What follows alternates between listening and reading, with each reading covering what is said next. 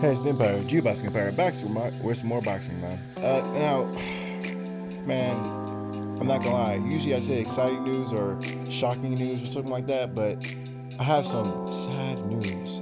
Sad news for you guys, man. Eddie Hearn says he wants to make this Anthony Joshua Andy Ruiz fight for the third time. Now, man, ever since that Andy Ruiz, the first fight, maybe second fight was exciting because Andy Ruiz shocked the world with that devastating win with Anthony Joshua, stopping the guy the first time in his career.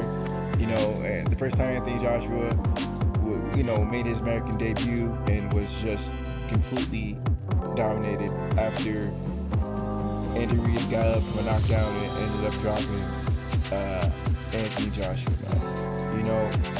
That fight, everyone was tantalized with Andy Ruiz, tantalized with the guy. They thought this guy was the next big thing. And then the second fight rolled around. But before I talk about the second fight, man, everyone in America was really behind Andy Ruiz, man. Everyone was hyped with this guy. Everyone was supporting him. He had late notice. The guy was an underdog. He was having promotional problems with Bob Arum, and then Uncle Al bought him out, for a couple M's, and then he made his, PBC basically debut. He only had a handful of fights, less than 3 fights before he got the Anthony Joshua fight.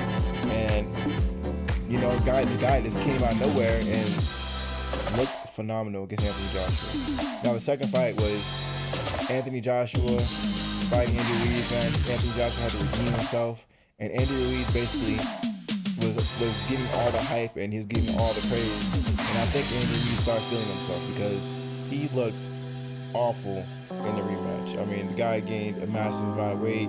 Apparently, the guy was in training. He was just eating all the time. That's what everyone was saying. And the weight gain obviously just confirmed what everyone was saying because Andy Ruiz gained double-digit weight, in between the first fight and the second fight, which was less than a year, only a couple months, away from each other.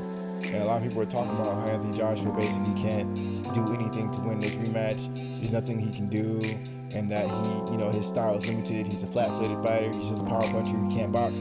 He's robotic, and everyone was proved wrong in this fight with Anthony Joshua too, man. Anthony Joshua completely dominated him. Wasn't even close. And, it was so dominant that no one really wants to see this whole Andy Ruiz, Anthony Joshua 3-fight, man, including me, man. Like I said, man, this is sad news. Now, I don't want to see it now. I think Andy Ruiz is a great fighter, but I think he needs to earn those stripes back, man. Now, if Andy Ruiz fought any top contender right now, that's not a heavyweight champion, or Deontay Wilder, I'm pretty sure this guy would be overdogged in one of those fights, right? People were saying he's supposed to fight Luis Ortiz. I think if Andy Ruiz fought Luis Ortiz, he'll be overdogged. Now, whether he'll win is besides the point. The point is that he'll be the overdog, right? If he fought Robert Helenius, Andy Ruiz would be the overdog. If he fought Andrew Kanaki, Andy Ruiz would be the overdog. But the fact is that you match Andy Ruiz basically mostly like 99.99% of people in the heavyweight division, besides maybe 1 or 2 fighters that aren't champions, he'd be the overdog. Andy Ruiz is a great fighter, but he needs to earn his strikes back. And it's not that he didn't have a skill. It's just that right now he's like a trainer. He's a fighter with a trainer in limbo. He doesn't have a trainer right now. He fired his whole camp after this first performance because it was such a bad look. He looked so bad in his first performance back when he fought Anthony Joshua. He hasn't really had a fight since, actually. And in my opinion, Andy Ruiz will end up like Marcus Madonna if he gets too many checks too quick, and he basically has nothing to fight for anymore. So that being said, if you guys didn't know, Marcus Madonna fought Floyd Mayweather twice after he beat Adrian Broner, the biggest fight of his career, and then he gained like a whole bunch of weight and is retired, and now he's still trying to make a comeback, but the guy is so big he can't make weight anymore, so he basically can't come back because he's too big. Marcus Madonna. That's basically, you don't want to feed this guy too much, Andy Ruiz, because you keep getting these guys these millions. Why would he want to fight? If he's getting millions and he's getting all this weight and he's not training himself, how is he gonna do the same thing getting paid less? You know what I mean? How's he gonna get paid the same? How's he gonna work out and have good work ethic, getting paid, 50 times, 100 times less? You know. So that being said, man, we're gonna see this whole. We're gonna see how this whole thing plays out, man. And like I said, man, it's right now, man. I think Andy Ruiz is 3 fights away from fighting Anthony Joshua. People don't want to see rematches back to back to back, man. They want to see fights get made, but they want to see it. They want to see people progress up and then get the fights. Like they want to see build up. They want to see guys getting a title shot nowhere.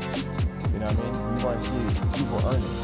And while Andy Ruiz earned the first 2 fights because he did, the first fight he performed like he was supposed to. The second fight, he just showed up, man. He just showed up and said, "I'm gonna get this money," and that's exactly what happened. So, man, we're gonna see how this whole thing unfolds, man. A lot of people are behind Andy Ruiz, and people just don't want to be let down again. And all the fans of Andy Ruiz most likely go away if they fall for their time. I mean, he'd be an incredible underdog. That fight was so missing. It was so lopsided, man. So lopsided. But Andy Ruiz, man, I think he can come back strong. He's an elite level trainer, man. He can't be cheap on his trainer. He needs to hire a good one. Actually, you know what? Andy Ruiz has the kind of style that would make him really good with someone like a Robert Garcia. Robert Garcia would be really good for him. Maybe Abel Sanchez.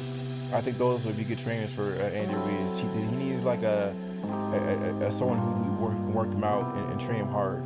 I actually heard a rumor one time. I think it's fact. He was training with Abel Sanchez one day in Big Bear, and he couldn't handle the elevation in Big Bear, so he left camp. Like he left camp mid-camp. So there's a lot of trainers he actually had that, it just didn't work out for one thing or other.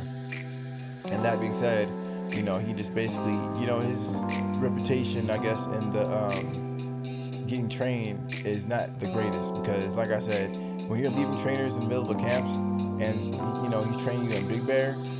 Big Bear is extremely expensive. That's not somewhere you just take someone. So we'll see, man. Andy's work ethic is questionable, to say the least. But we're gonna see, man. In my opinion, I think he never reached his physical peak, and he still has a chance to do it, man. The guy's still young, still strong, and he's been doing things off D-level athleticism. I want to see this guy A grade. You know what I mean? It's like meat, man. You want the A grade meat, man. You want the prime cut. We haven't seen prime cut Andy Ruiz yet. Will we see it soon? We'll see. Let me know how you guys feel about this Andy Ruiz, Anthony Joshua 3 rematch, though. Eddie Hearn says that it can happen, and it talks about it. I don't know.